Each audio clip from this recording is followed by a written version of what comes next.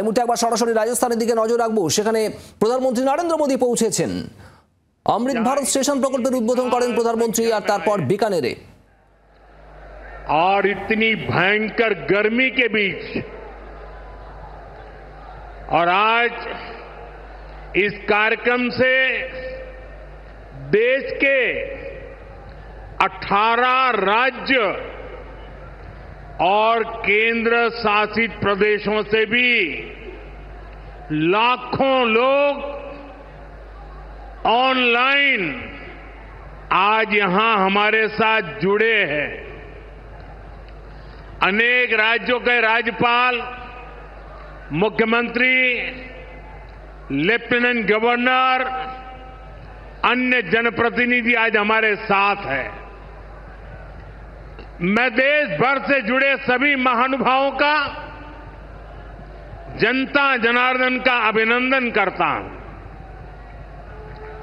भाइयों और बहनों, मैं यहां पर करणी माता का आशीर्वाद लेकर आपके बीच आया हूं। करणी माता के आशीर्वाद से विकसित भारत बनाने का हमारा संकल्प और मजबूत हो रहा है। थोड़ी देर पहले विकास से जुड़ी 26,000 करोड़ रुपए की परियोजनाओं का यहां शिलान्यास और लोकार्पण हुआ है। मैं इन परियोजनाओं के लिए देशवासियों को, राजस्थान के मेरे भाई बहनों को बहुत बहुत बधाई देता हूं। साथियों, विकसित भारत बनाने के लिए आज देश में आधुनिक इंफ्रास्ट्रक्चर बनाने का बहुत बड़ा महायज्ञ चल रहा है। हमारे देश की सड़कें आधुनिक हो, हमारे देश के एयरपोर्ट आधुनिक हो, हमारे यहां रेल और रेलवे स्टेशन आधुनिक हो, इसके लिए पिछले 11 साल में अभूतपूर्व गति से काम किया गया है। आप कल्पना कर सकते हैं, इंफ्रास्ट्रक्चर के इन कामों पर देश पहले जितना पैसा खर्च करता था, आज उससे 6 गुना ज्यादा पैसा खर्च कर रहा है। 6 गुना ज्यादा। आज भारत में हो रहे इन विकास कार्यों को देखकर दुनिया भी हैरान है। आप उत्तर में जाएंगे तो चिनाब ब्रिज जैसा निर्माण देखकर लोग हैरान हैं। पूर्व की तरफ जाएंगे तो अरुणाचल की सेला टनल, असम का बोगीबिल ब्रिज आपका स्वागत करते हैं। पश्चिम भारत में आएंगे तो मुंबई में समंदर पर बना अटल सेतु नजर आएगा। सुदूर दक्षिण में देखेंगे तो पंबन ब्रिज मिलेगा, जो अपनी तरह का देश का पहला ब्रिज है। साथियों, आज भारत अपनी ट्रेनों के नेटवर्क को भी आधुनिक कर रहा है। ये वंदे भारत ट्रेनें, अमृत भारत ट्रेनें, नमो भारत ट्रेनें, ये देश की नई गति और नई प्रगति को दर्शाती है। अभी देश में करीब 70 रूट पर वंदे भारत ट्रेनें चल रही है। इससे दूर सुदूर के इलाकों में भी आधुनिक रेल पहुंची है। बीते 11 साल में सैकड़ों रोड ओवरब्रिज और रोड अंडरब्रिज का निर्माण किया गया है। 34,000 किलोमीटर से ज्यादा के नए रेल ट्रैक बिछाए गए हैं। अब ब्रॉडगेज लाइनों पर मानव रहित क्रॉसिंग वो बात इतिहास बन चुकी है, खत्म हो चुकी है। हम मालगाड़ियों के लिए अलग से स्पेशल पटरियां, डेडिकेटेड फ्रेट कॉरिडोर का काम भी तेजी से पूरा कर रहे हैं। देश के पहले बुलेट ट्रेन प्रोजेक्ट पर काम चल रहा है और इन सब के साथ ही हम एक साथ देश के करीब 1300 से अधिक रेलवे स्टेशनों को भी आधुनिक बना रहे हैं। साथियों, आधुनिक हो रहे इन रेलवे स्टेशनों को देश ने अमृत भारत स्टेशन का नाम दिया है। आज इनमें से 100 से अधिक अमृत भारत स्टेशन बनकर के तैयार हो गए।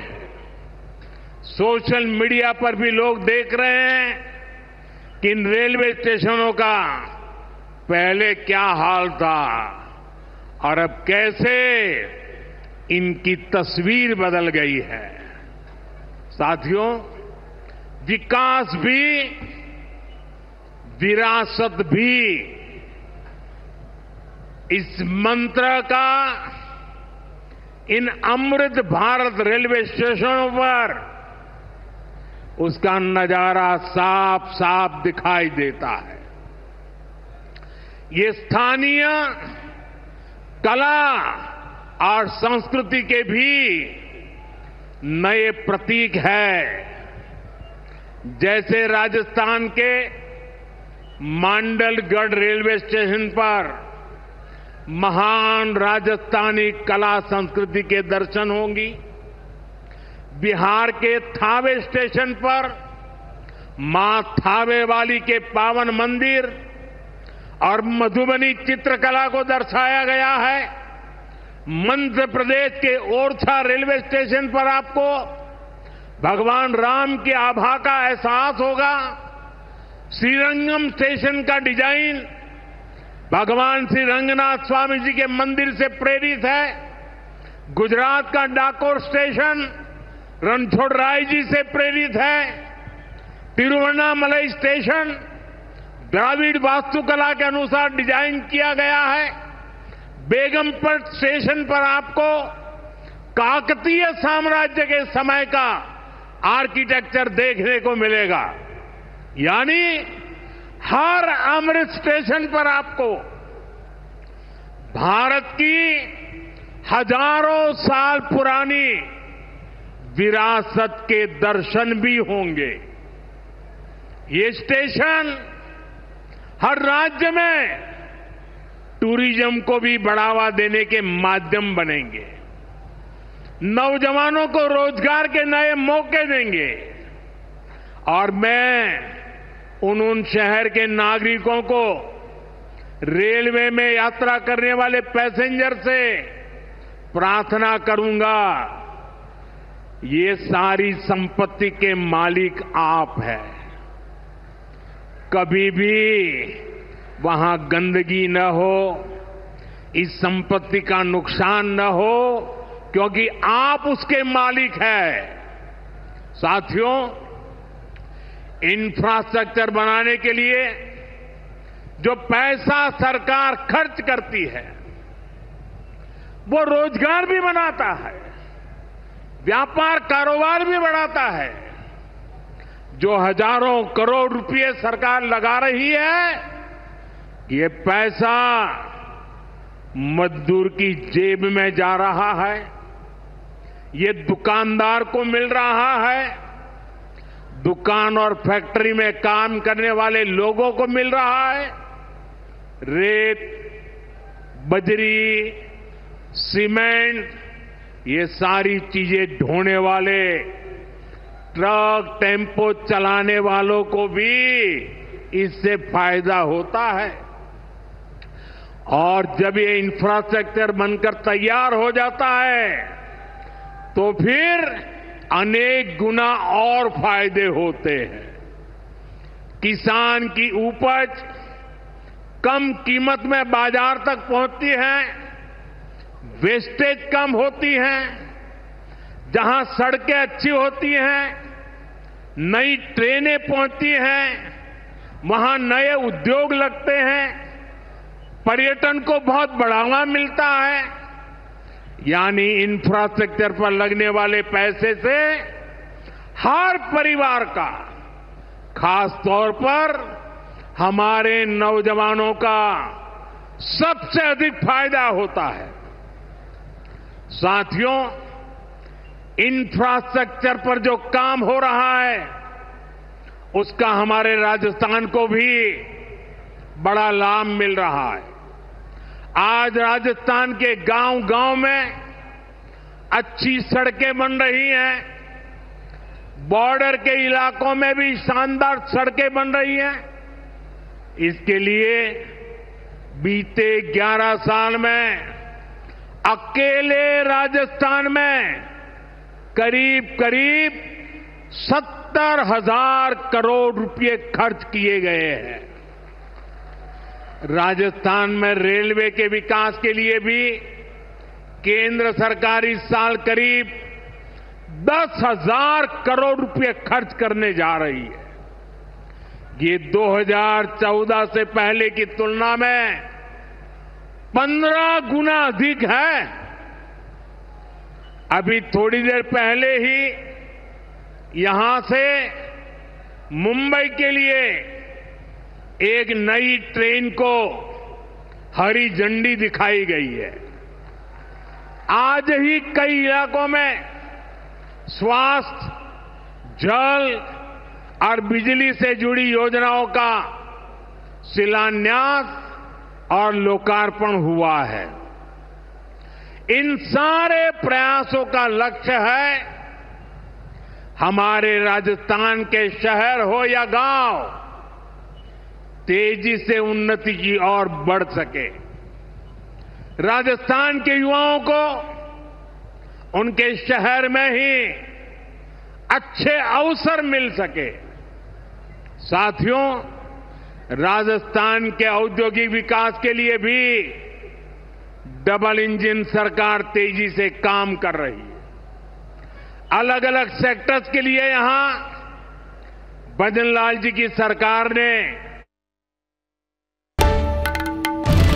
বাংলার আওয়াজ, বাঙালির আবেগ, জি 24 ঘন্টা।